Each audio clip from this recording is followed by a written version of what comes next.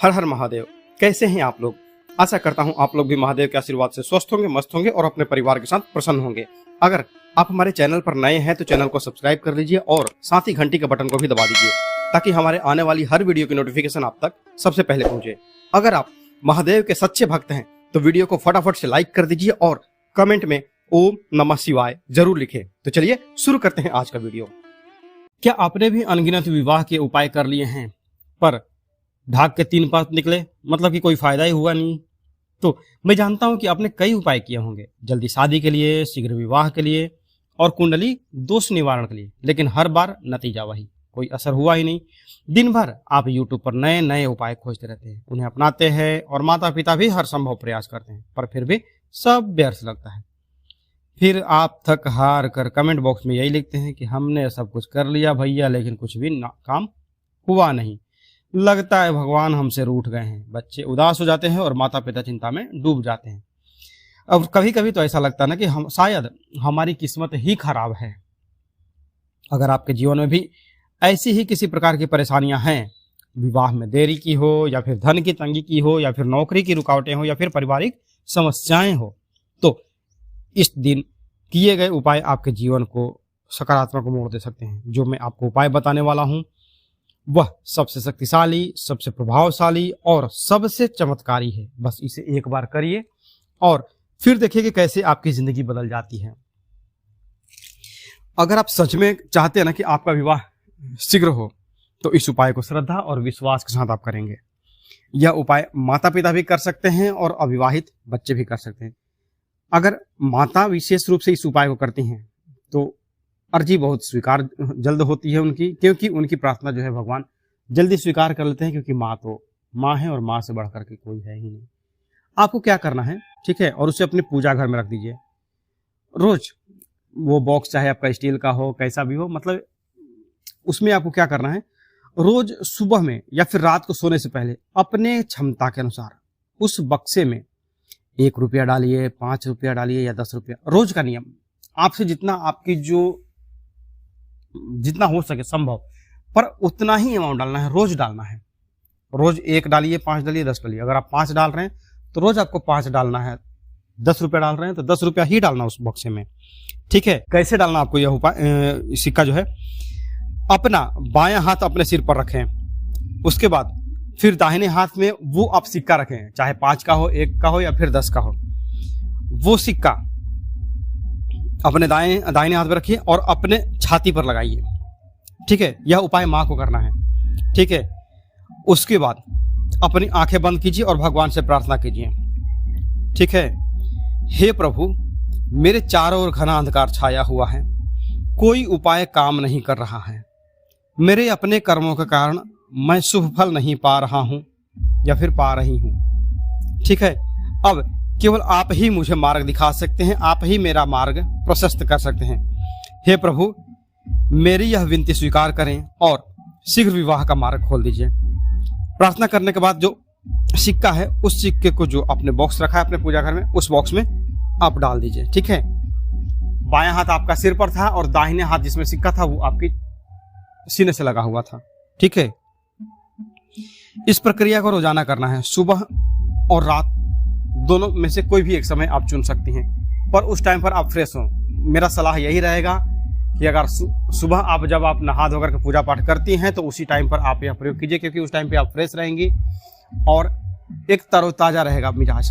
तो आप अगर यह करती हैं तो आपको बहुत जल्द लाभ होगा। क्या होगा, अब अगला क्या करना आपको, अगर बोल रहा हूं, जब 1 महीने के बाद आपका बॉक्स से जितना भी पैसा उसमें इकट्ठा हो जाए, 1 महीने के बाद आपको करना है कि बॉक्स में जितने भी पैसे इकट्ठे हो जाएं, ठीक है, 1 से लेकर के 30 दिन तक में, मान लीजिए आपने 1 रुपया जमा किया था तो 30 दिन में आपके 30 रुपये हो जाएंगे। आपने अगर 10 रुपया जमा किया था तो उस हिसाब से आपका 30 × 10 आपका 300 रुपये हो गए, ठीक है। अब उसे किसी जरूरतमंद की सहायता में दीजिए। आप किसी गरीब बच्चों की पढ़ाई में मदद कर सकते हैं, किसी कन्या के विवाह में योगदान दे सकते हैं, या फिर भूखे प्यासे पशु पक्षियों के लिए भोजन का इंतजाम कर सकते हैं। क्या होगा इस उपाय से? इस उपाय को साधारण मत समझिएगा, क्योंकि आपका निवेदन है, आपके जो घर की जो तकलीफें थी ना वो खत्म होगी। उस जो सिक्का है आपके पास वो एक तरह से आप उसे वशीभूत कर रहे हैं। वशीकरण जो है वो आप कर रही हैं कि आपके जो घर के दुख दरिद्र हैं या फिर जो आपके घर में मांगलिक कार्य नहीं हो पा रहे हैं आपके बाल बच्चों के, वो इस माध्यम से, इसमें थोड़ा समय लगेगा और महीने भर के अंदर में जो रिश्ता है ना वो आएगा ही आएगा। और साथ ही मैं इसने कैसे कहा कि आपके आर्थिक जीवन में भी, जो आपके सांसारिक जीवन में भी है, वो आर्थिक तरक्की को बढ़ाता है। इस उपाय से आपके जीवन में चमत्कारिक बदलाव आने लगेंगे। विवाह में जो आ रही थी बाधाएं वो दूर होने लगेंगी। आपके रिश्ते शीघ्र बनने लगेंगे। भगवान आपके भाग्य का द्वार खोलेंगे। यह केवल एक उपाय नहीं है बल्कि एक आध्यात्मिक जो है ना वो संकल्प है। जिस दिन आप यह भावनाओं से करेंगे उसी दिन से आपके जीवन में परिवर्तन शुरू हो जाएगा। वो अगर आप चाहती हैं कि पैसे का मैं एक सदुपयोग करूं, दान नहीं करना चाहती हैं, एक इनडायरेक्टली अगर आप पुण्य कमाना चाहती हैं, तो आप क्या करिए, उसी 300 रुपए जो है, एक एग्जाम्पल जो है 30 रुपए हो या फिर 300 रुपए हो, उससे आप गुड़ खरीदिए। वो गुड़ का आप प्रयोग नहीं करेंगे। उस गुड़ में से रोज एक डली आप गाय को खिलाना चालू कीजिए। आप खुद खिलाएंगी आपके हाथों से। अगर आप असमर्थ हैं खिलाने में तो आप वो जो गुड़ है उसको अपने हाथों से ही छू करके दे कि जा बेटा या जा बेटी इससे गाय को खिला दे। ठीक है, देखिए कमाल क्या होता है। अब देखिए दूसरा जो उपाय है, अगर बच्चों के विवाह में देरी हो रही है और समझ नहीं आ रहा है कि कारण क्या है, तो यह उपाय आपको अवश्य करना चाहिए। क्या करना, आपको 5 लौंग ले लीजिए और 3 बड़ी इलायची ले लीजिए। 5 लौंग और 3 बड़ी इलायची। इसे क्या करना है, इसको आपको कपूर के साथ में जलाना है। यह उपाय आप शनिवार के शनिवार आप करेंगे। ठीक है, शनिवार की शाम को आपको यह उपाय करना है। इससे क्या होगा, जो आप जलाएंगे शाम को, जो आपका दिया बत्ती जलाते हैं ना, तो दिया बत्ती जलाने के समय में आपका जो 5 लौंग, 3 बड़ी इलायची और कपूर की टिकिया, चाहे आप 2 जलाइए 3 जलाइए, मतलब इतना हो कि आपका ये जो इलायची है और लौंग है वो जल करके राख हो जाए। आप चाहे तो 5 टिकिया डाल सकते हैं।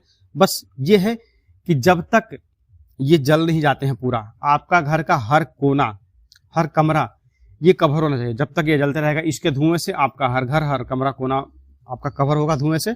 बस बाथरूम और लैट्रिन रूम, ये 2 जगह में आपको इसका धुआं नहीं दिखाना है।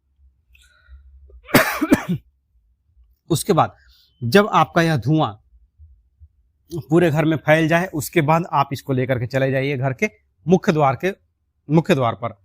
वहां जब यह बुझ जाए तो इसकी राख को दरवाजे के बाहर जो मुख्य द्वार है वहां पर आप छिड़क दीजिए। ठीक है, और उसके बाद आप अपने घर पे वापस आ जाइए। क्या करना, आपको घर पे आने के बाद आपको 3 बार हनुमान चालीसा का पाठ करना है और निवेदन करना हनुमान, जैसे कि हे हनुमान जी, मेरी शादी नहीं हो रही है या फिर मेरे बच्चों की शादी नहीं हो रही है, आप उसमें रास्ता दिखाइए।